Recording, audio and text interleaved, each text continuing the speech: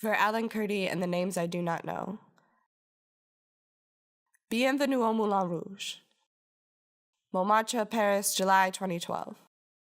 The train station is blue and black, covered with the tar of the city. I exit through a gauntlet of sordid characters into my triple-bunked hostel that is definitely a front for something else. Buy your tickets elsewhere. I am young and white and American and lovesick. I waste the opportunity I am given, wishing I could put a lock on Les Ponts des Arts while drunk on €1 grocery store wine. Paris, November 2015. The streets still wind in the old ways, spilled wine cask on paved over cobblestones.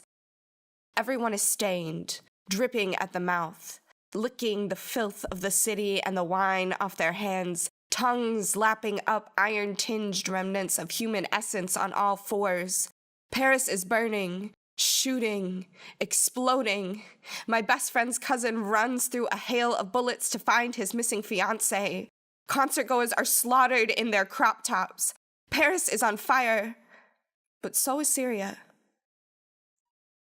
The Punch and Judy Pub, Covent Garden, London, June 2012. The bouncer asks about my military ID. I tell him yes, I am American. My dad's in the army. He lightly grabs my arm. Not an aggressive gesture, but still unexpected. He looks into my eyes with an intensity I am not used to. You must tell your country to come to Syria. I don't know what to say. You don't understand, he says.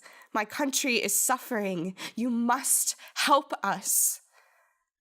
I think I might have said, we're in too many places as it is, and we'll only make it worse. And I walked upstairs. What I meant was, look at what we did to Iraq. What I meant was, we will just add to the killing. What I meant was, we've been in 2 wars for over 10 years. But I didn't know what he meant. I walked upstairs, a little shaken by his desperation and my inability to help. What can I do? I asked my friends over a 3rd round of ciders. It's not like I have a direct line to Obama. Who do I tell? There was no one to tell.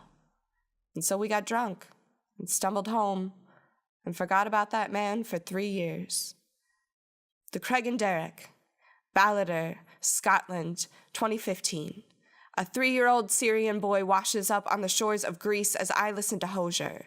In the heated swimming pool where Princess Diana taught William and Harry how to swim, I have slipped, undetected, into a world in which I do not belong. The water, which has been paid off like a maitre d' to be warm and pleasant and still, senses that my pores are not oiled with money. The water is suspicious of me. It swirls around me like a circling shark, and I don't know if it's the water's judgment or my own guilt for not drowning too that throws me out of the pool and running upstairs.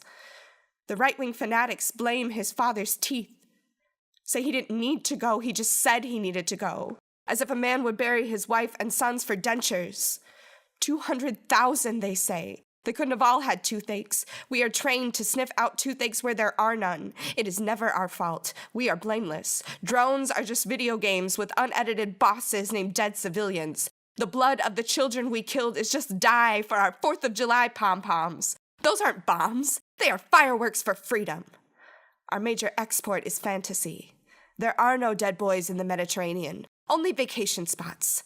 America is not bombing Syria. We're bombing ISIS. There are no refugees, only people scamming you out of your taxes. Wars do not cause casualties. They are merely movie plots. There are no soldier amputations, only college educations. We look at newspapers like Disney cartoons, full of people who do not look like us, so they must not be real. We can pray for Paris because it was in a Mary-Kate and Ashley movie once, but Syria is as real as Slender Man. We hear it made someone bleed once, but who could have predicted it? Besides, it's just a story made up to scare us. Let's put on some Netflix and forget about it. No wonder they hate us.